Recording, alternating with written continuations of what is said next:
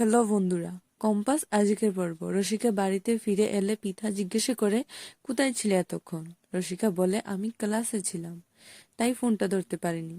এরপর রসিকা আবার বলে, তোমাদের মুখগুলো এত থমথমে কেন? কম্পাস জবাব দেয়, বাড়িতে জ্বর উঠেছে, সেটা ঠেকাতে হবে। ততক্ষণ পর্যন্ত তুমি যেখানে যাবে বাড়ির গাড়ি নিয়েই যাবে। পরের দিন কম্পাস বেরোনোর সময় ঋতুজাকে বলে, এত চিন্তা করো না, আমি ওই ডেকে থাকা লোকটা এক্সপোজ করব আর মুক্তিমাসির সব ফাঁদ ফেস করে দিব। অখিলেশ্বর স্যারের মুখ দেখে মনে হয়েছে উনি এসব কিছুই জানেন না। তুমি সরাসরি অখিলেশ স্যারের সঙ্গে কথা বলো, আর আমি বিয়ান স্যারের সাথে গিয়ে কথা বলছি। ঠিক সেই সময় মেঘ এসে ঋতুজাকে বলে, এই ঘটনার পর থেকে বিহান কিছুই খেতে চাইছে না, ও খুব অস্বাভাবিক আচরণ করছে। এই কথা শুনে কম্পাস বলে, আমি বিহান স্যারের সঙ্গে গিয়ে কথা বলছি। এই বলে কম্পাস সেখান থেকে চলে যায়।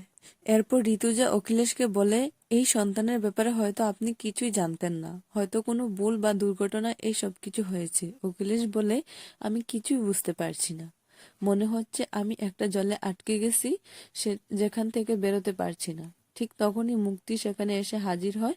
অন্যদিকে কম্পাস বিয়ানকে বলে বুঝায়, এই মুক্তি মাসির কোনো চাল হতে পারে, এতে অখিলেশ স্যারের কোনো দোষ নেই। এদিকে মুক্তি অখিলেশকে বলে, তোমার শরীরটা ভালো নেই বুঝি?